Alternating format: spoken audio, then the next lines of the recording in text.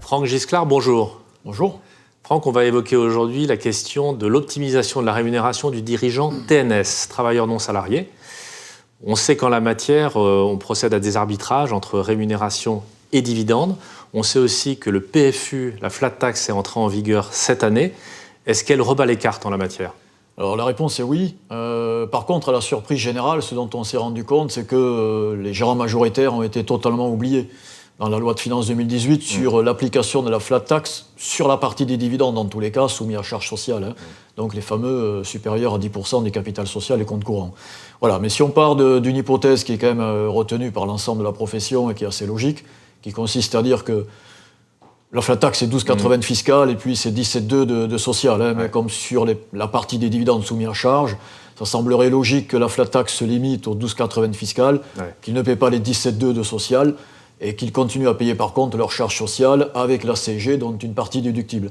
Donc si cette hypothèse est retenue, là pour le coup, oui, ça rabat totalement les cartes, puisque ça vient renforcer très, très fortement d'ailleurs la rentabilité du dividende face à la rémunération. Donc ça change la donne. Alors si on retient cette analyse, est-ce que aussi on a toujours intérêt à essayer d'aller chercher du dividende non soumis à cotisation sociale ? Alors c'est une bonne question, parce que sur les simulations, en retenant cette hypothèse, ce dont on se rend compte, c'est que avec le PFU, que les dividendes soient chargés socialement ou pas, on obtient pratiquement la même rentabilité. Donc c'est vrai que le choix du statut, en tous les cas, se posait, je passe de gérant majo à SA, voilà, parce que pour échapper aux charges sociales sur les dividendes.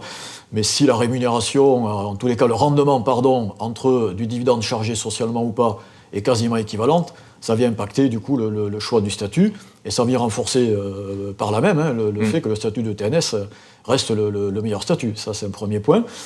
Puis il y a un autre point, on va dire, qui est collatéral à ça, c'est qu'on peut aussi se poser la question on voyait des stratégies d'augmentation de capitaux sociaux, de comptes courants, pour gagner sur la base des 10% liés au capital social et comptes courants qui échappent aux charges sociales.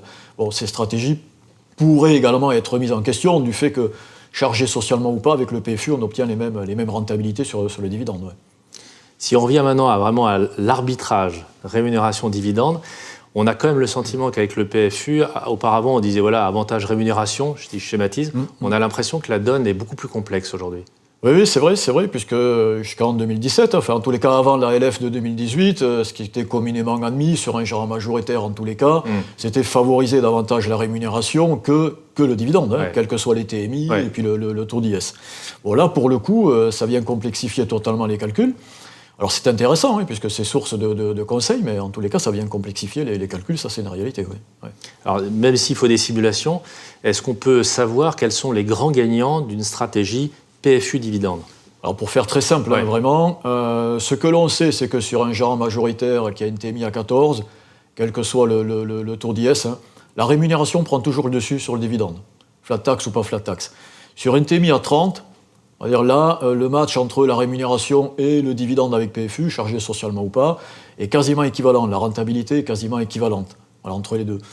Par contre, dès qu'on rentre sur la TMI supérieure ou égale à 41, là, pour le coup, le dividende reprend le dessus, alors davantage sur le taux d'IS réduit à 15, mais reprend le dessus en tous les cas sur la rémunération, et donc rabat les cartes par rapport à ce qu'on disait tout à l'heure, à savoir, on distribue davantage en REM qu'en dividende, là, sur cette partie-là.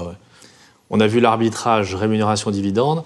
Maintenant, on en vient à un levier aussi très utilisé, c'est l'épargne retraite. Alors, ça reste un outil d'optimisation puissant aujourd'hui ?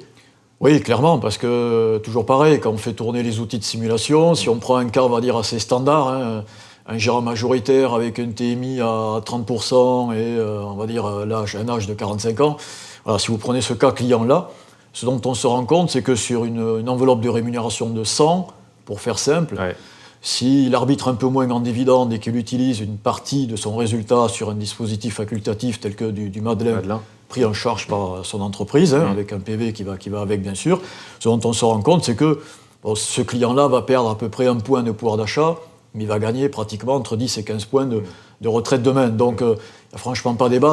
En tous les cas, l'alternative doit être proposée aux dirigeants, parce qu'il n'est pas forcément 1% près aujourd'hui de pouvoir d'achat, mais il peut être demain à 10 ou 15% près de retraite.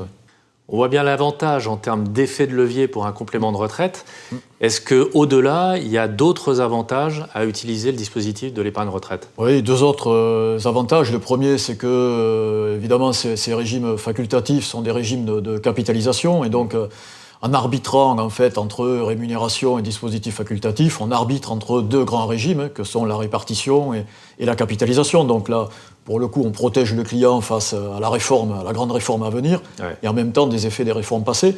Donc ça, c'est un avantage supplémentaire. Et en même temps, sur cette suite logique, vous avez un troisième avantage, puisque les régimes de capitalisation échappent totalement aux contraintes de réversion auxquelles sont soumis les régimes de répartition. Donc, et en échappant à ces contraintes-là, le dispositif facultatif de retraite devient en plus un outil de transmission du patrimoine. Donc, pour toutes ces raisons-là, oui, les dispositifs facultatifs restent extrêmement efficaces et doivent être proposés, bien sûr, aux clients. Franck Giscard, merci beaucoup pour vos conseils. Avec plaisir.